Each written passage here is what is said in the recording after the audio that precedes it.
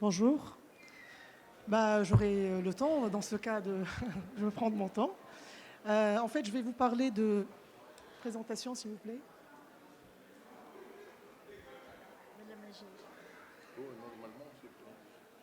Voilà. En fait, ces sessions qui étaient... Il n'y a pas de présentation, Mariam? Il n'y a pas? Pour Monsieur Serrano? Pour Monsieur Serrano, il n'y a pas de présentation?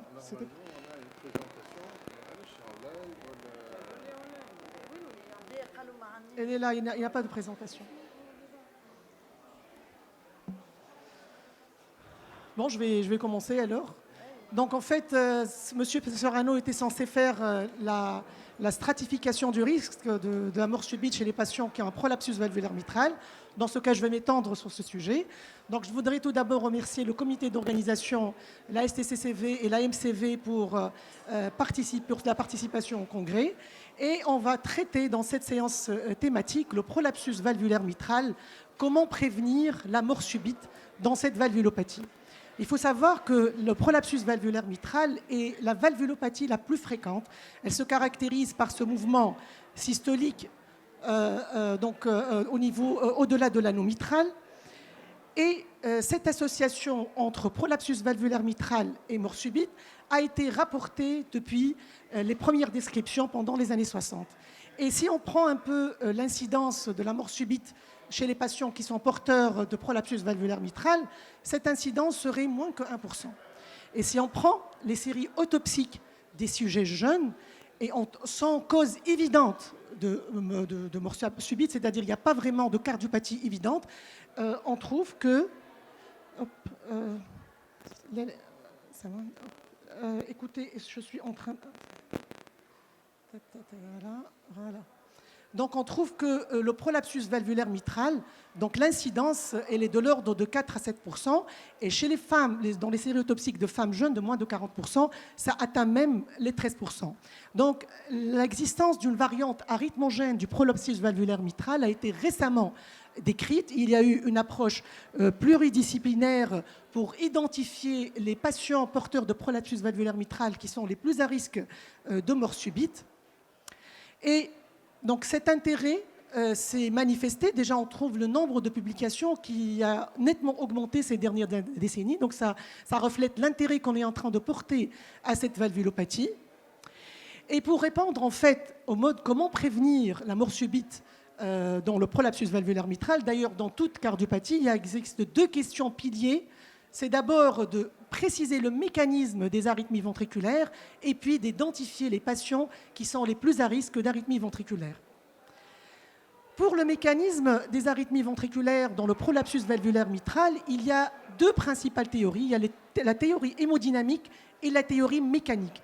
Pour la théorie hémodynamique, c'est l'importance de la régurgitation mitrale qui retentirait sur le ventricule gauche avec l'altération de la fonction VG. Et donc, on aura le mécanisme rythmique classique qu'on observe dans l'insuffisance cardiaque.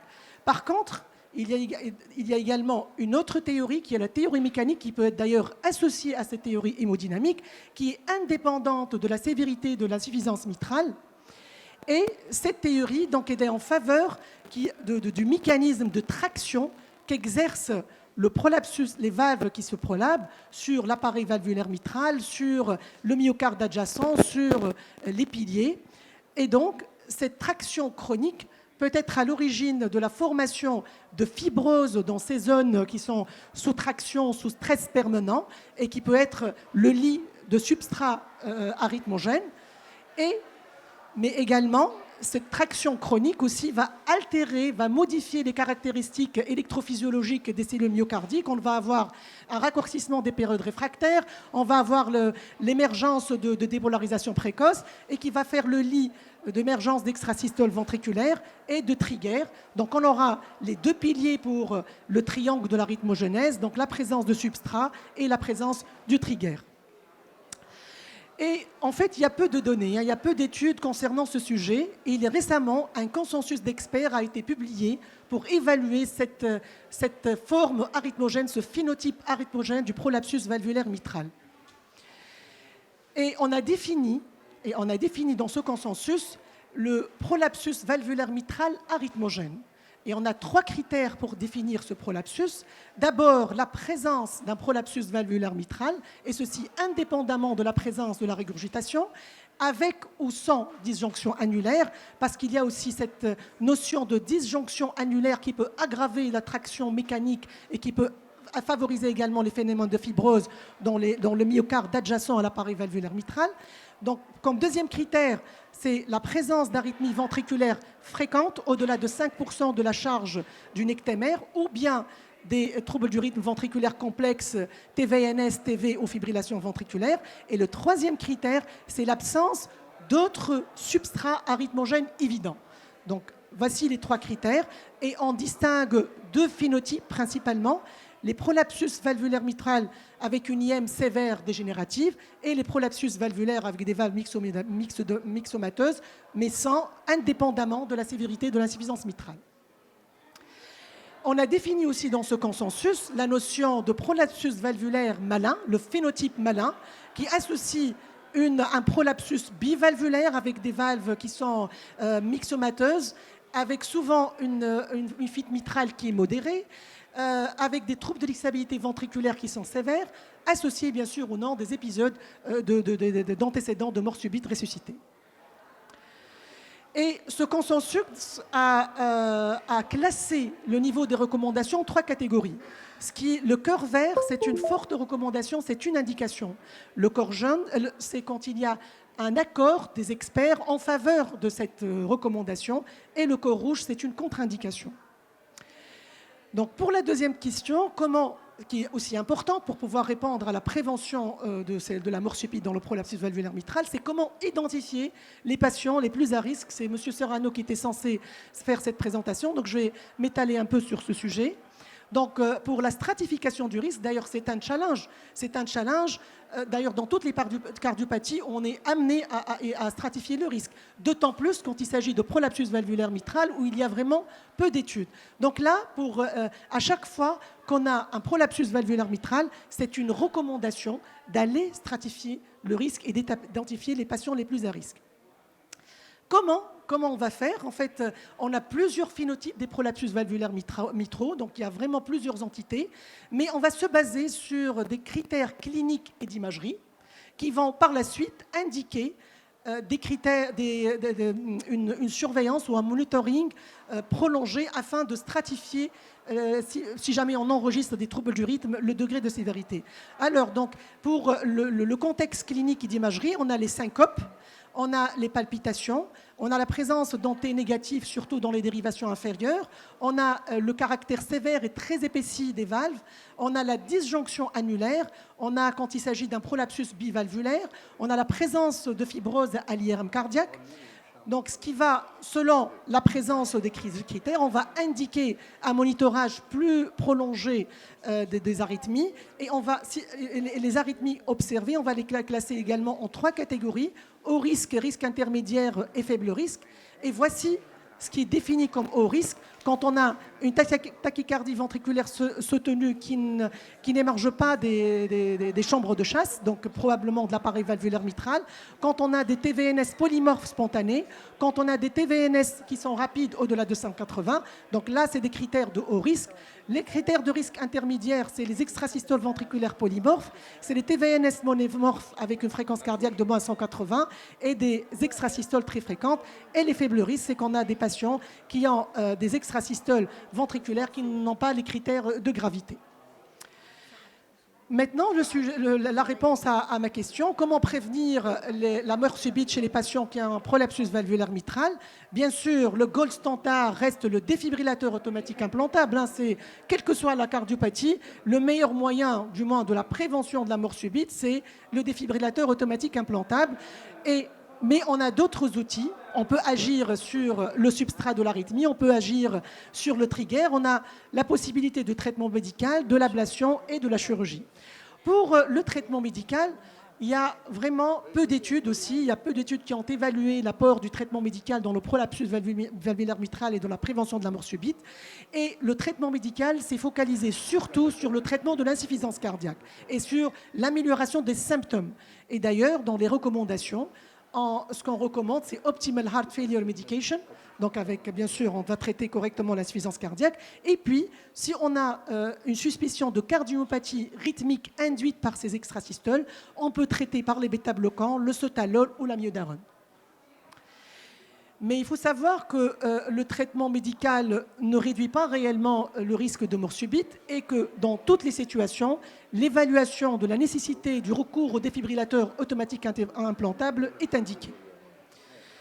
Donc pour le défibrillateur automatique implantable, en prévention secondaire, donc en fait toute pathologie, toute cardiopathie qui se complique de TV sans cause réversible de TV ou de FV, c'est une indication classe 1, c'est une excellente recommandation pour aller implanter le défibrillateur en prévention secondaire.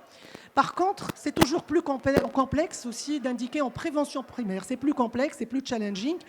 Là, d'ailleurs, même dans les cardiopathies ischémiques, c'est aussi c'est un défi aussi pour indiquer en prévention primaire. D'autant plus, comme je vous ai dit, pour le prolapsus valvulaire mitral, nous ne disposons pas d'études randomisées dans ce domaine.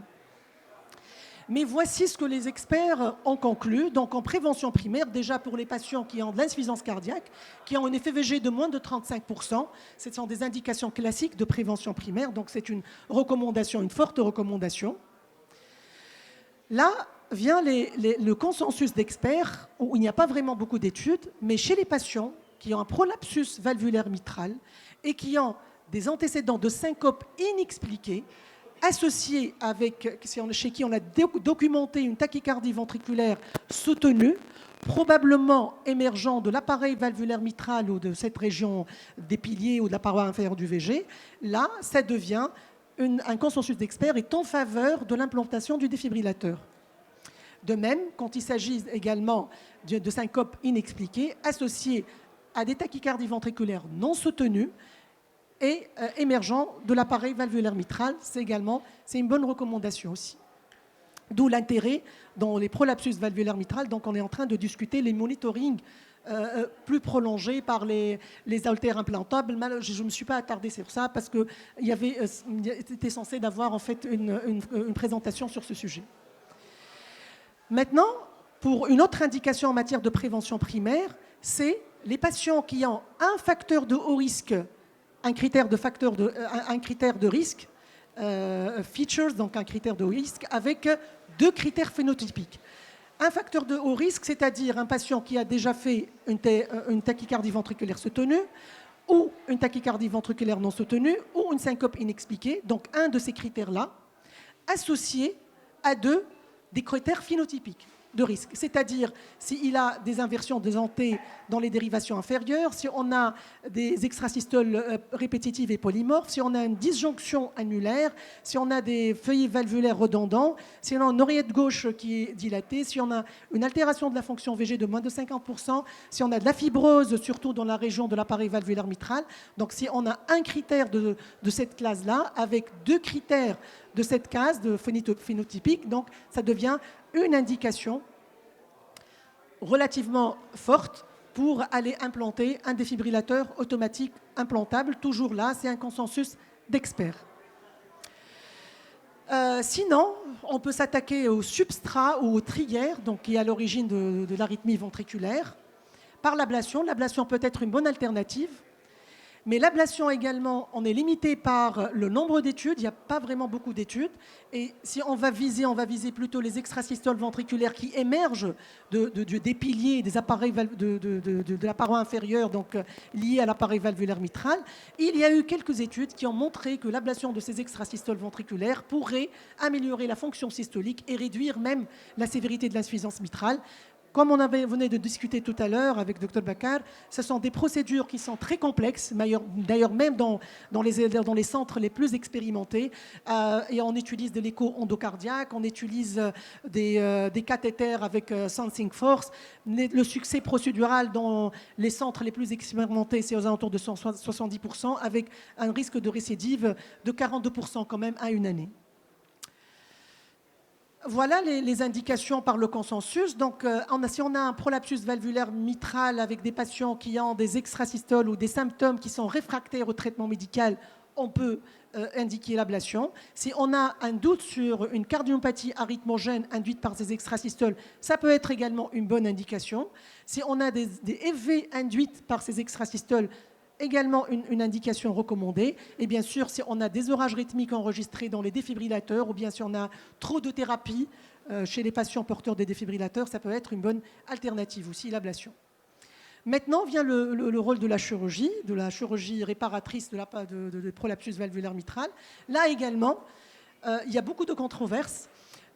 Les études également sont très limitées, surtout en matière de prévention de la mort subite. Est-ce que la chirurgie réparatrice du prolapsus valvulaire mitral réduirait le risque de mort subite?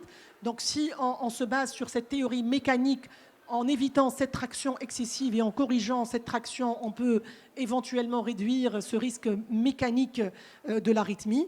Là, ça se discute également les chirurgies précoces, les chirurgies, si on peut dire, prophylactiques. Peut-on l'indiquer dans les régurgitations modérées, voire même minimes? Donc ça peut être un sujet de discussion aussi. Et quand on voit le consensus ne s'est pas prononcé par rapport aux IM modérés. Donc, ce qu'il recommande, c'est quand on a bien sûr des arythmies avec des prolapsus valvulaires mitraux, avec une IM sévère, c'est l'indication chirurgicale. Donc, il n'y a pas vraiment beaucoup d'études par rapport à la prophylaxie pour deuxième modéré. Par contre, pour la cryoablation, donc on peut la discuter en péropératoire dans les régions où on peut avoir l'émergence de ces arythmies. En conclusion, le prolapsus valvulaire mitral est un sujet très large de recherche, donc un regain d'intérêt de cette pathologie. Il y a une nécessité pour identifier le mécanisme de ces arythmies, mais également il faut améliorer la stratification du risque via peut-être des registres multicentriques internationaux, mais également nous avons besoin d'études contrôlées et randomisées afin d'identifier la place des défibrillateurs dans la prévention primaire versus ablation par radiofréquence, également la chirurgie réparatrice précoce associée ou pas à la cryoablation. Et je vous remercie.